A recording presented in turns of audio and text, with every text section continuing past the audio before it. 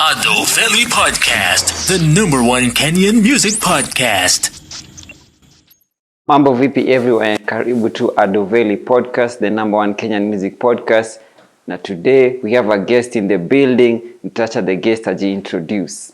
Yo, niaje Tony hapa hivi, Tonny Syumah. We in the house, man. Yeah. Awesome. Ujawaambia unatoka wapi? Oh, so I'm from Eastlands. Nilizaliwa Huruma. Yeah. So hiyo ndo mtaa yetu, huko ndo tumegrow. Huko ndio home. Yeah. H-Town. Yes, H-Town. So talking about H-Town, the way nilikam kujua Tonny Syumah ilikuwa through ngoma inaitwa Huku East Atrocities. Yeah. Hiyo ndo ngoma nilikusikia nao for the first time mimi kama Veli. And nimekuja kufind out in most of your project ama singles zako, like there's a certain way you'd like to portray East. So sijui for you, like the way you have East kwa hati yako. Yeah. Ni picture gani ungependa kuambia wale wasiwajai fika East ama wajai nini hata kustay huko East? Ni picha gani ungependa wakuwe nao kwa mind ndio wakiinteract na watu wa East ama wakienda East? Ni hivi. Yeah, I think kuna a lot of stereotypes about East. Unajua wase wengi wenye wajaienda East ukimit na yeye ako like umetoka Eastlands, unajua like kuna hiyo ni kama kuna a lot of crime nini.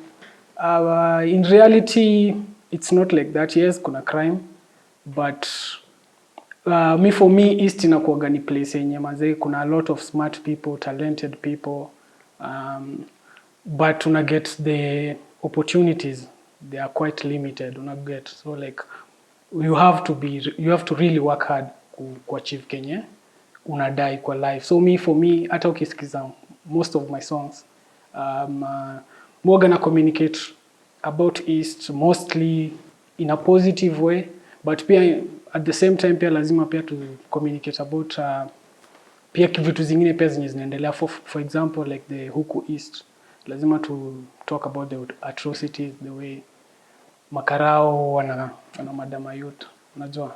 Yeah. So for me naweza sema East si venye wasiofikiria, like pia ina depend pia na mtaa of course. Yeah, but overall Eastlands ni place poa ya kustay.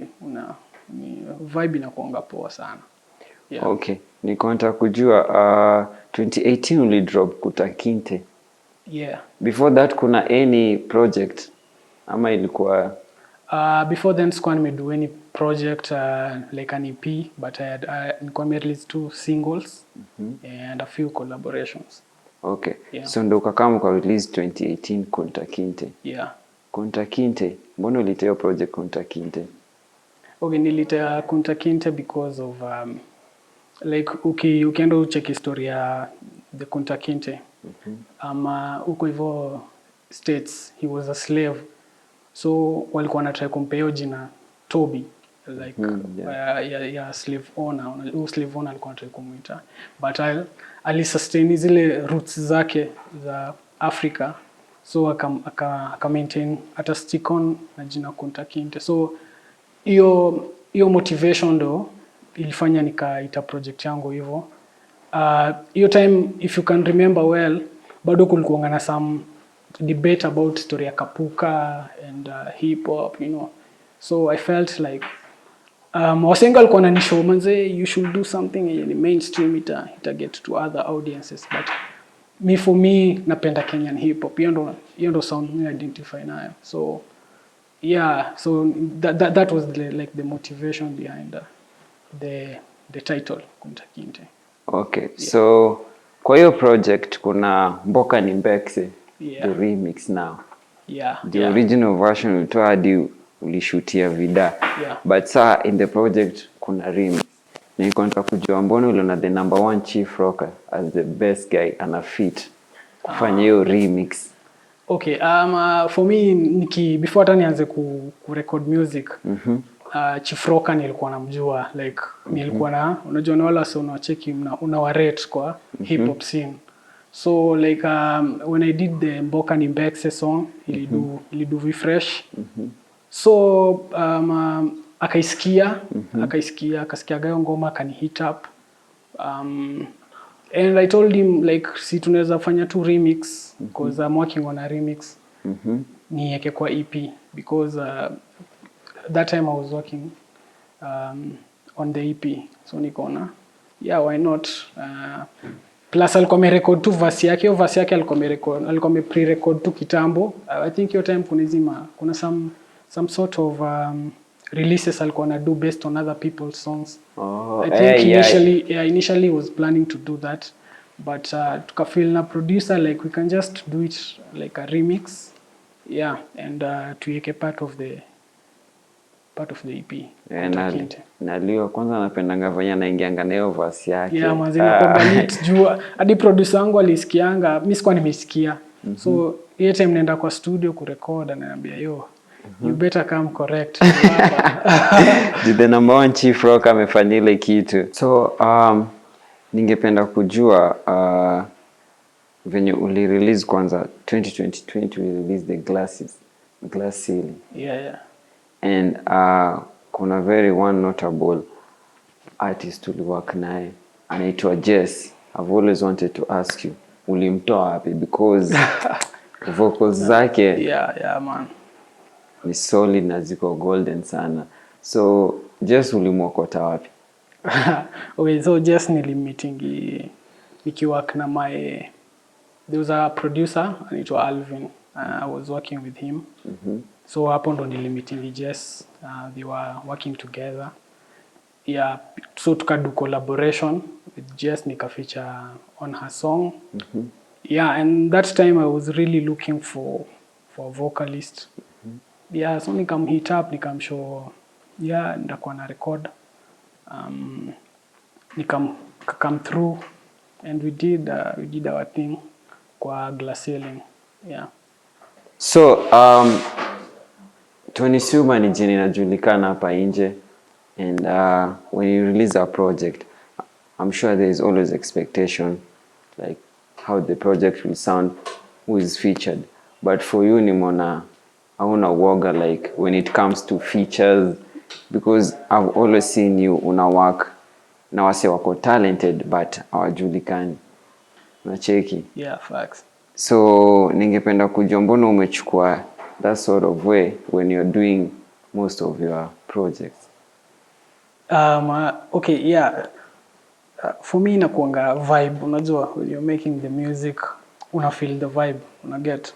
So lazima hiyo vibe ianze from the producer to the fellow artists, una get. So hawa se wengi wenye mwachiki kwa my projects before I even feature them, Morgan mwasikiza. So unajua nikimuinvite niaje, I want you to feature on this song. Najua it's a great fit for them. So wase wengi wanachekingi like the track list and then they are like say to ajuu, unajua. But eventually wakisha wasikiza ko like and for example nimseka Jess,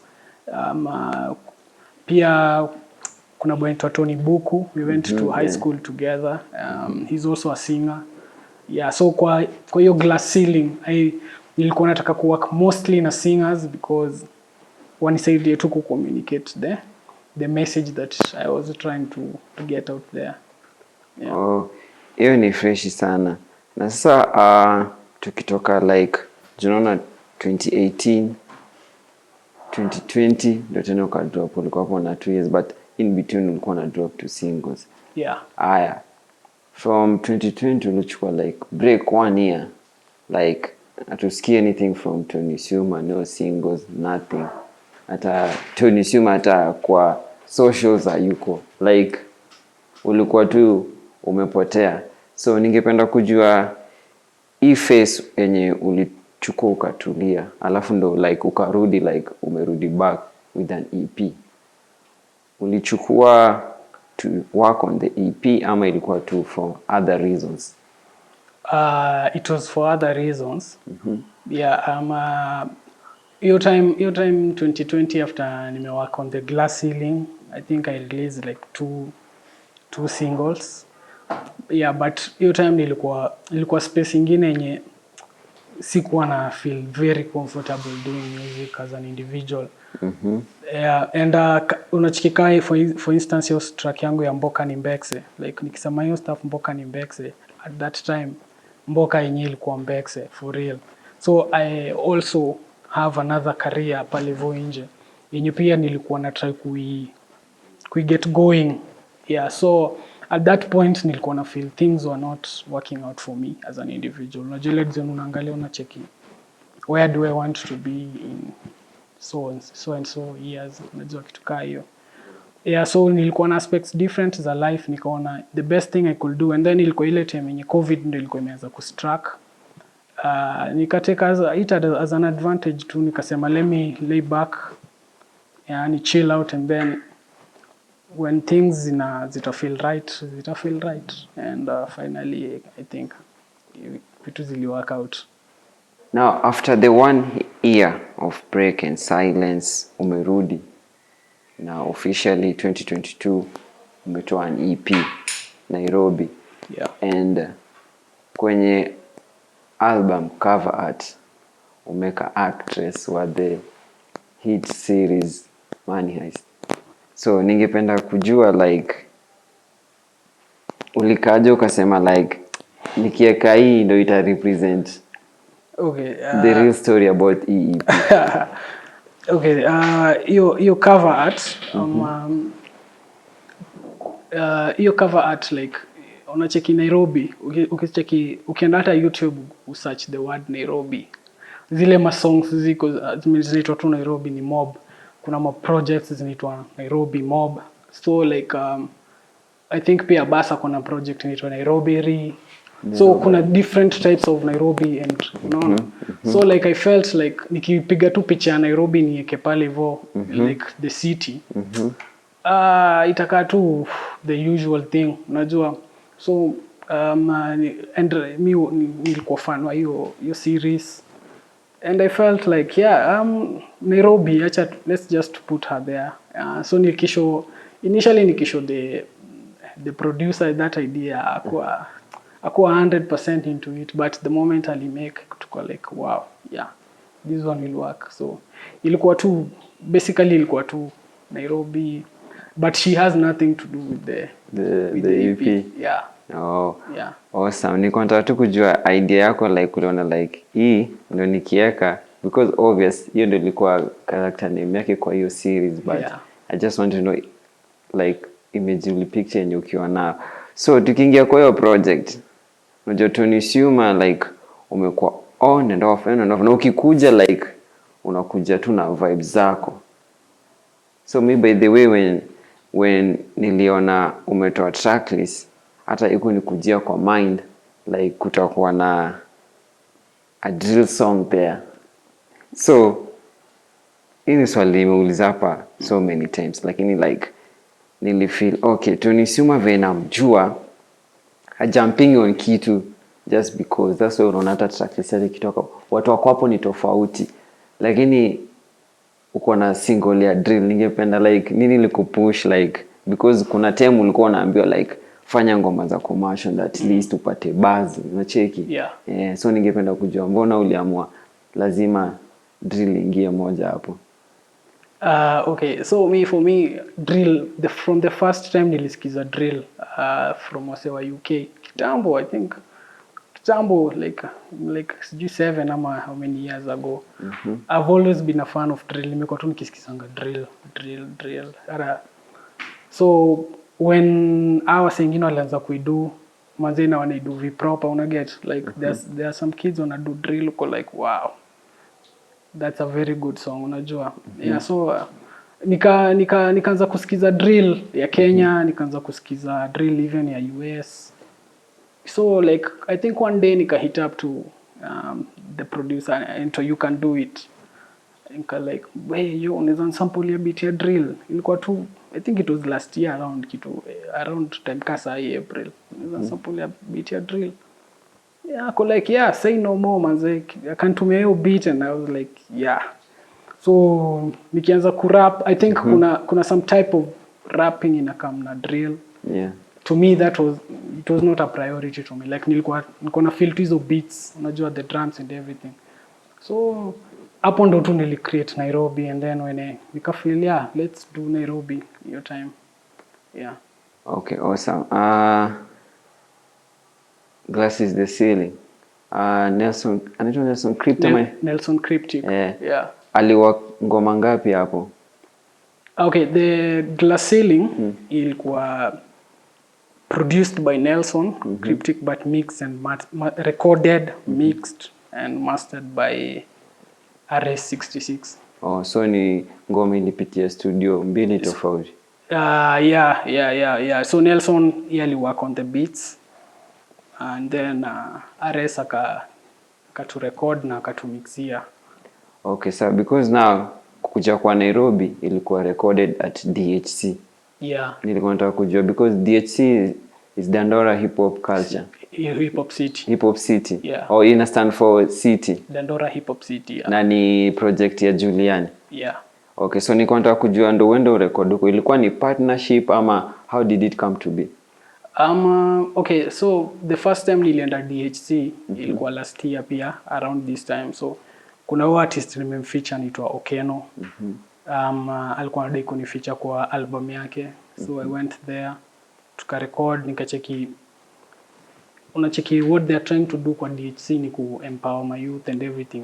Yeah. So nika feel like this is a good environment yenye naweza taka work, and they are always looking for people to collaborate with, for artists. Unajua culture yao ni ku help other people.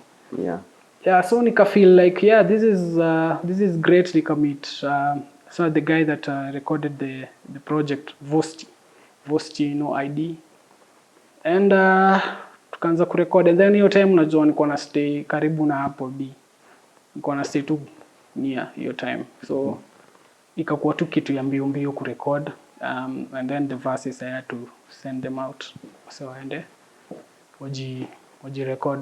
Actually it was Elisha Elai peke yake juu Okeno tulirecord pia naye huko hivyo nini DHC.